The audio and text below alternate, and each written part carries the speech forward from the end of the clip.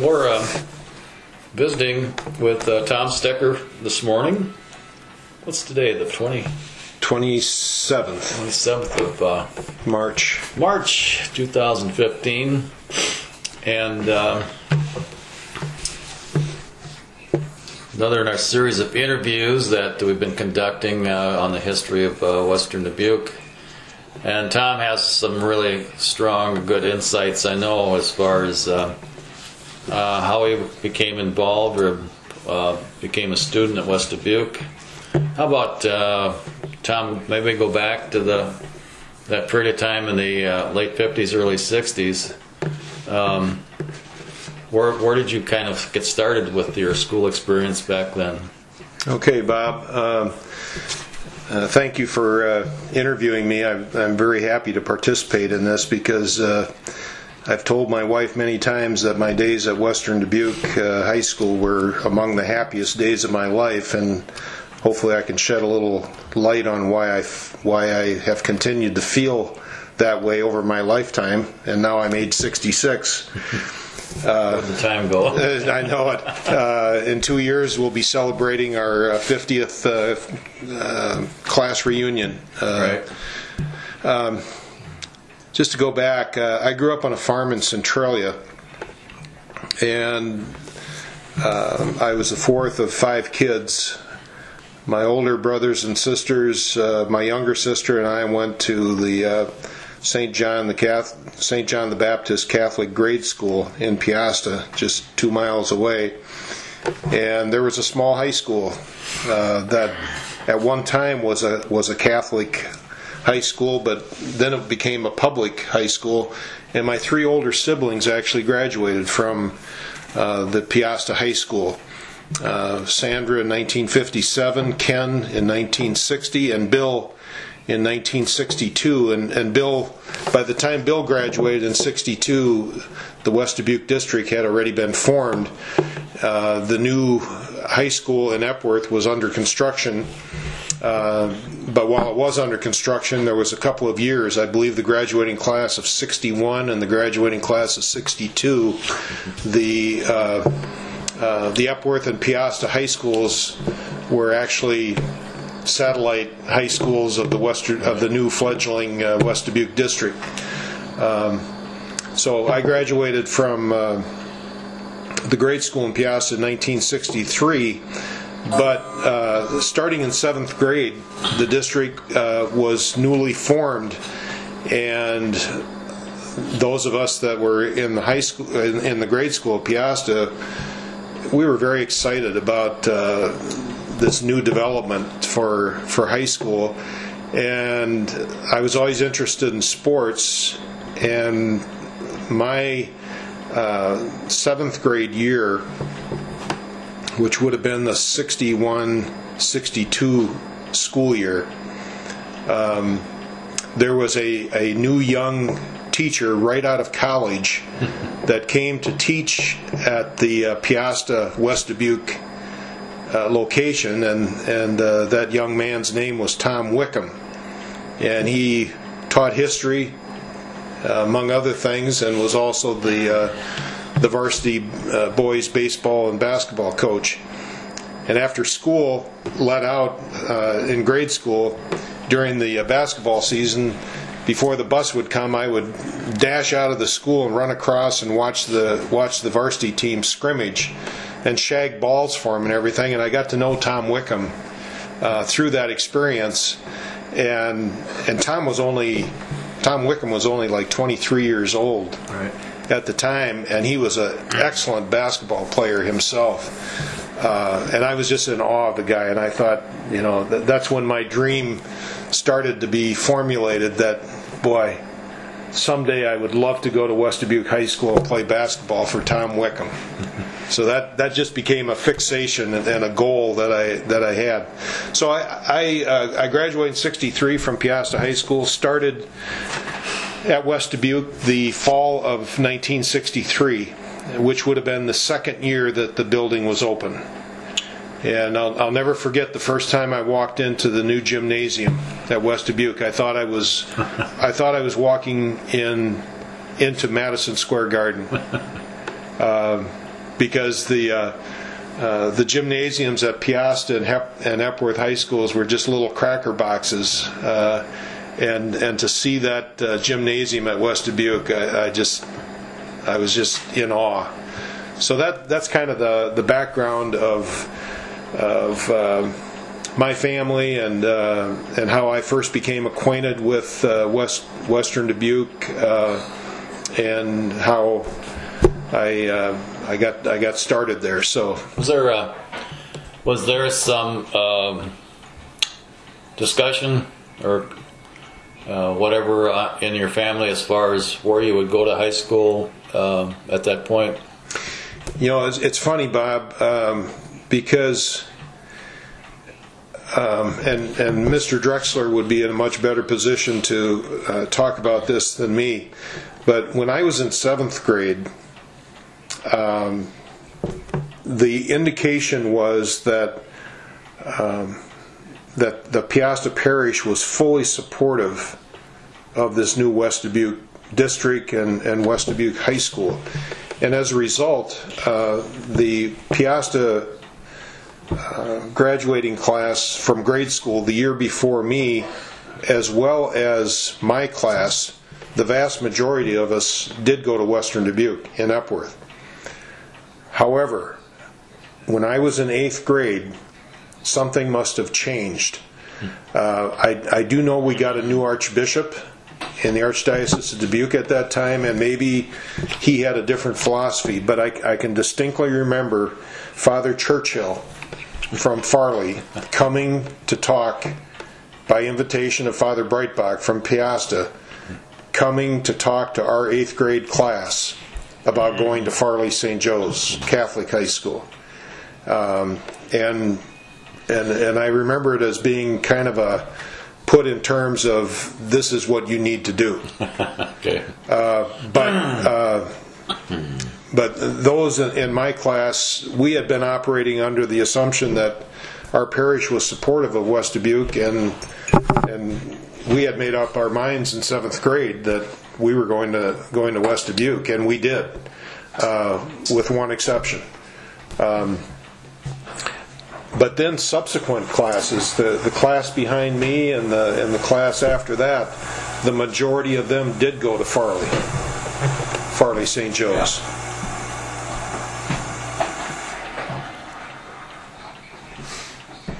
Yeah. Well, so that was your freshman year was 62? 63. 63, 64. Yeah. So back then, was there transportation back and forth?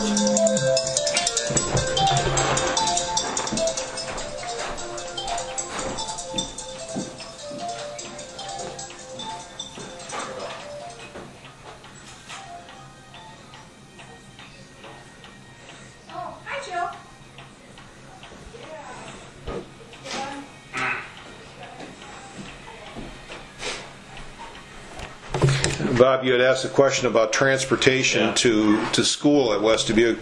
That was one of the side benefits of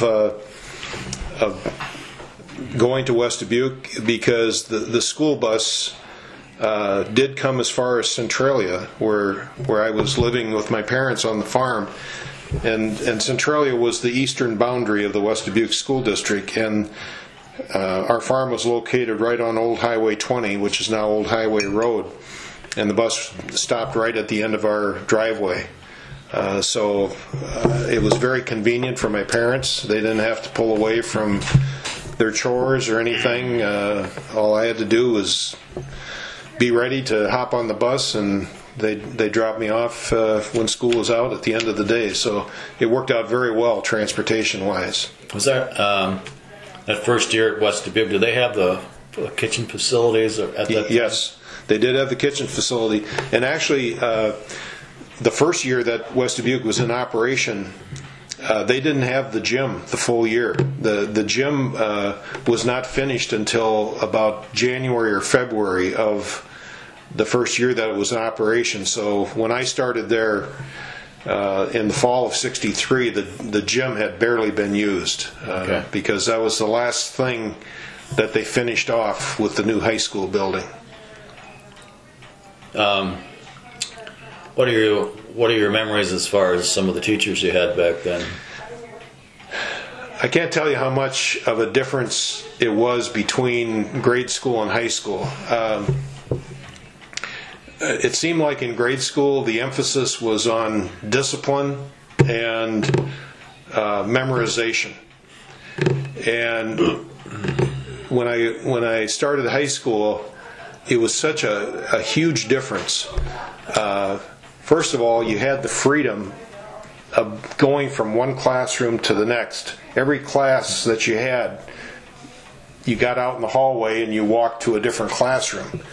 In grade school, we were in one room the whole time, and the discipline that was expected of antsy kids was unbelievable.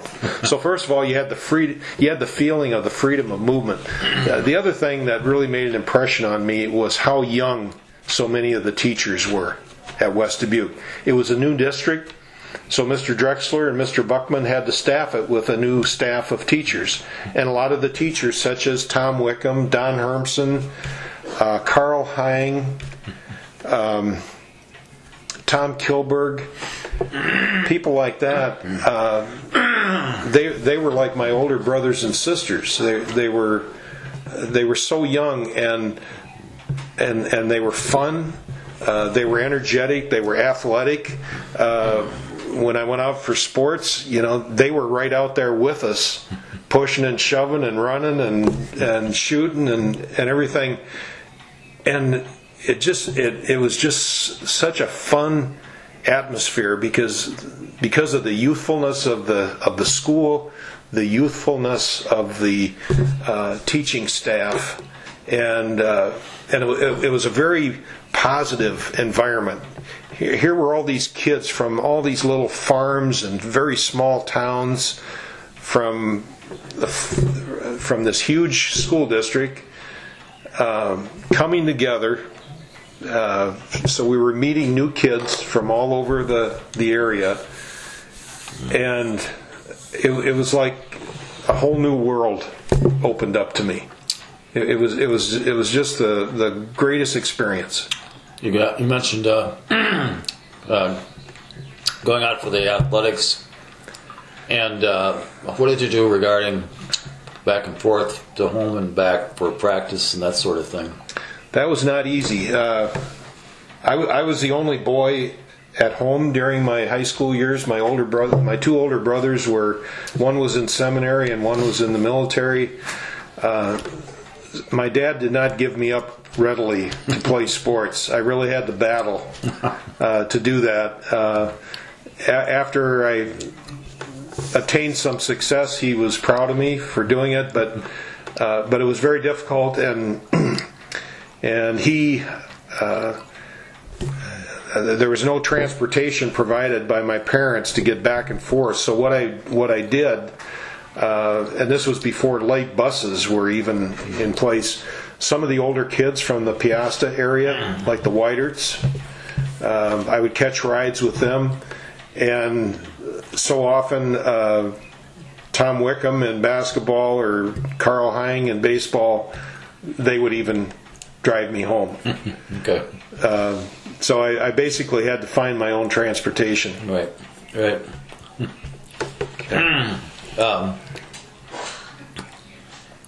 Any other? What about other activities or things that you were involved with at West Dubuque? Because I really enjoyed the classroom aspect of high school, because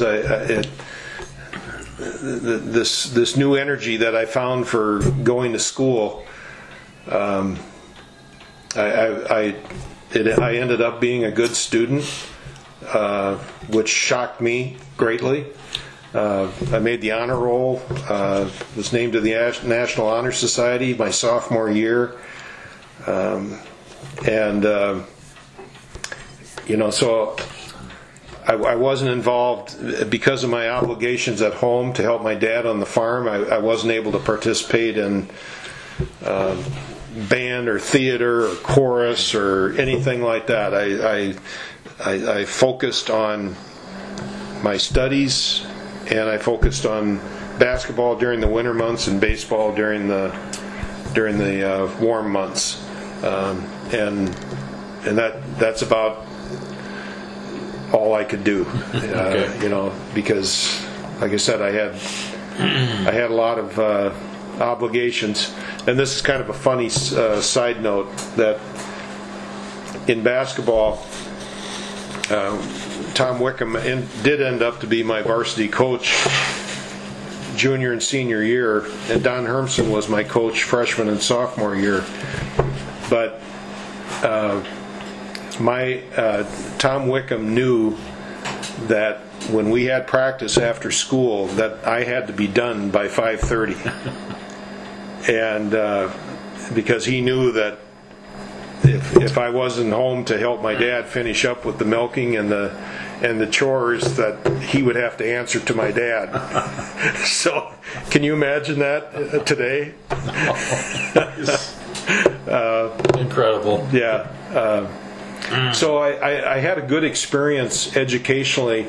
I came from a family that we were mostly farmers and factory workers and truck drivers and all that. When I started high school, I had no thought really of what I would do after high school or anything like that. And I credit that positive educational experience, as well as the real support from Tom Wickham, that I even went on to school after high school. I never did well in standardized exams, so the conventional wisdom said that I was kind of a borderline case as to whether I'd make it in college or not. So I really was in a quandary as to whether to even entertain those thoughts or not. So I went to Coach Wickham, and I said, what do you think? I said, here are my test scores. I don't test real well and all that. And without 1 second of hesitation, he said, Tom, he said, these test scores are good indications and everything, but what they don't measure is desire and work ethic.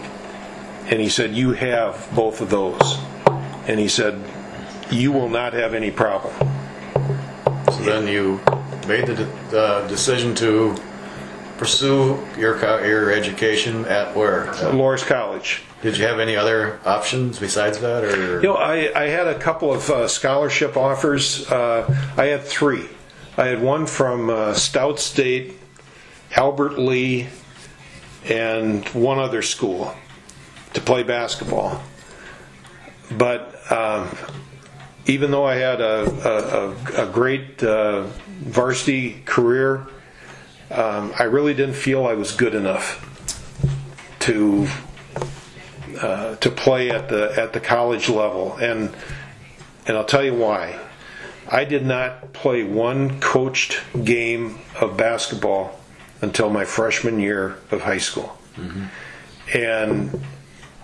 And because of that, I did not have the fundamentals of the game. I did not have dribbling, pivoting, all the subtleties of the game, which kids now start learning when they're in third grade, and playing organized ball from 3rd through 8th grade. I did catch up by my senior year with a lot of those fundamentals, and things came together for me.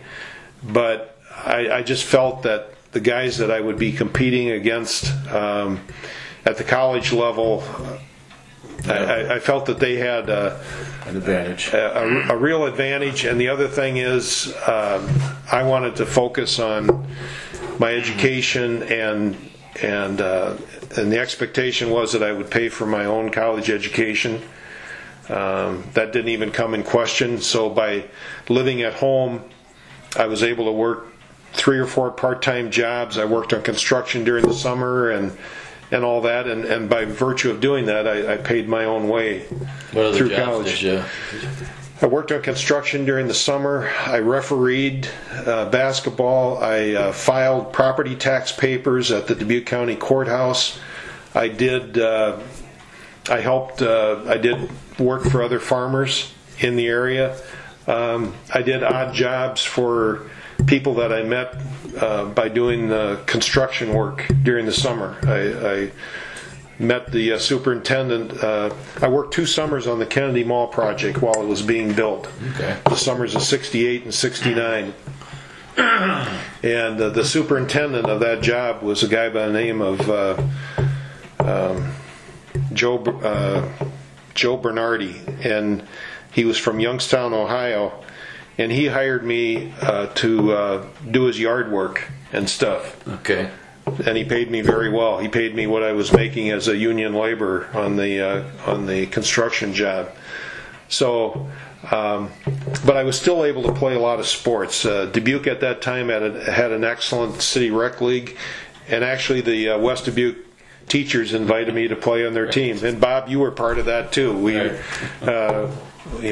Tom Wickham and Tom Kilberg, Carl Hine, Dick Wallou, Tom Wickham, yourself, Larry McCready. McCready, I just interviewed McCready Monday. Did you? And I was so honored that you guys asked me to play with you. We played for Edwards Construction. Jim Edwards from Edwards Construction sponsored that team, and that was so much fun. And we played a very high level of basketball. We were in the major league, and we played the best teams in the league, and we held our own. We did very well. And Loras College had an excellent intramural program too, and I participated in all those programs. So I didn't drop sports by any stretch of the imagination. I just didn't devote myself to it at a varsity level. What was your major in college? Believe it or not, German. Okay. I spent 6 months of my junior year at the University of Würzburg in West Germany. Wow, okay. I was always, as a kid, growing up on the farm, we never took a family vacation. We were always tied to, we were dairy farmers, you had to milk the cows twice a day, and all the farm work and all that.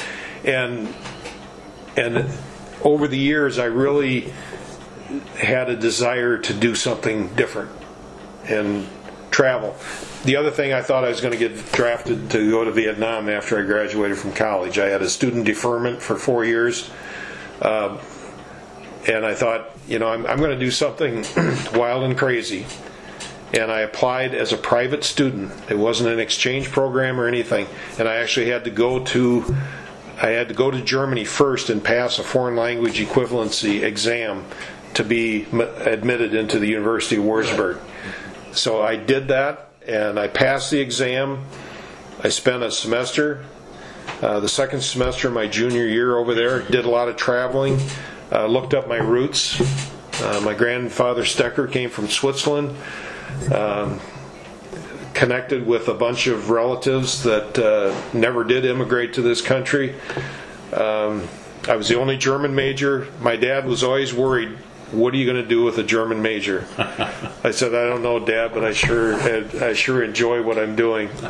But one of my part-time jobs in college too was I was hired in November of 1968, first semester, sophomore year at Loras, to be a part-time coin wrapper at First National Bank of Dubuque. Okay. And I had taken no business courses. Actually, what I thought I was going to do, I thought I was going to be, maybe I wanted to be a high school teacher and coach. Yeah. Maybe follow in Tom Wickham's footsteps. But as luck or unluck had it, by the time I graduated in '71, there were 500 applicants for every teacher opening. And I had already worked at the bank 2.5 years part-time. And again, fate does some strange things. I found out that I had an aptitude for finance and banking, and even while I was a student at Loris, they kept giving me new things, new projects to do at the bank. And as a farm kid, it could be the crappiest job, and I would do it. And compared to farm work, it was heaven. It was heaven, and they paid me besides. I started at $1.75 an hour. Minimum wage at that time was $1.60, so I commanded a premium of 15 cents an hour over the prevailing minimum wage at the time. And by second semester senior year, the bank approached me and offered me a management trainee position. Okay. Which I decided to take and try for a couple of years. And here, 45 years later, I just retired from the banking business. Wow, isn't that amazing? The different diverse paths that people take and leading these totally unexpected in many cases. So from coin wrapper start. Yeah. You got into the banking business. Yeah, and I attained the level of executive vice president and cashier toward the end of my career. But to circle back, Bob, I can't say enough about those 4 years at West Dubuque High School, because the world started opening up to me. Yeah. And I found myself in an environment that was not only fun, but people that I could relate to. The teachers were excellent teachers. They were young. They were energetic. They were interested in the students. How many were in your class? There were 112 of us in my graduating class. Yeah. Yeah. And we get together every 5 years for a reunion. I was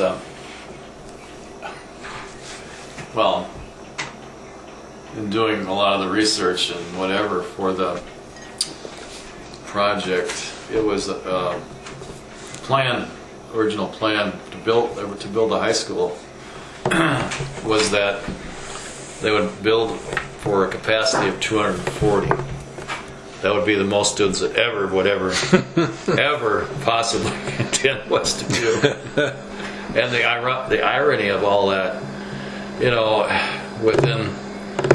within 10 years, it was way over capacity, because here a lot of the parochial schools had closed. Yeah. And now, where did the kids go? And of course, they all went to West Dubuque, and primarily. And then it was such a struggle from there on to add on facilities and to make it bigger and whatever. But just the irony of the whole thing, to think that it would have been, people's vision was that 240 kids would be, Wow. Yeah. At any rate, so you had, the time was right for you going into high school, and the West Dubuque had opened up, and you took advantage of it. I did, and I've always had such a great admiration for Wayne Drexler and Ralph Buckman.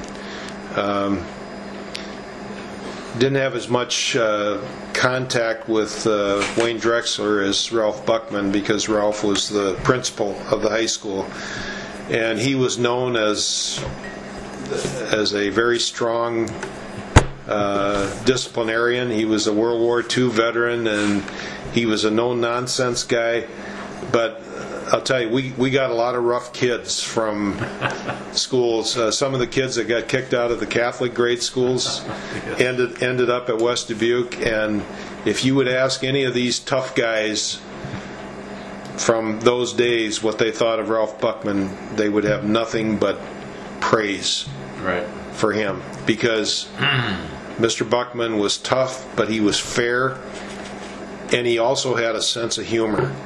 I can remember the big thing when you got off the bus in the morning was you trolled the hallways. Okay. And you would walk around, and you'd see what the girls were wearing that day, and say hello to all your friends and all this kind of stuff. And Mr. Buckman was constantly patrolling and telling kids to get into their classrooms and commenting on if our hair was too long or if the girls' skirts were too short or something like that.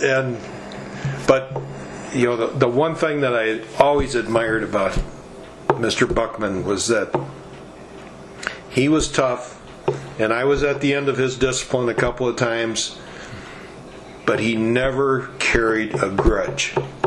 Yeah. He, as long as you just didn't keep doing the same thing over and over and over again, it happened today and it was gone tomorrow. Yeah. He never carried a grudge, and I think that's why people respected him so much. Right. They knew they were out of line, and they expected to be disciplined, but they didn't want to have it held over their head their entire 4-year career. Exactly. Yeah. Well, obviously you had a really positive high school experience, and I appreciate you sharing a lot of your experiences with us, and we'll add it to the archives. Thank you, Bob, and thank you for taking on this project. It is so important, while Mr. Drexler is still living and of sound mind, to record this, because it has had such a huge impact on the area covered by the West Dubuque School District. It's definitely a history worth preserving.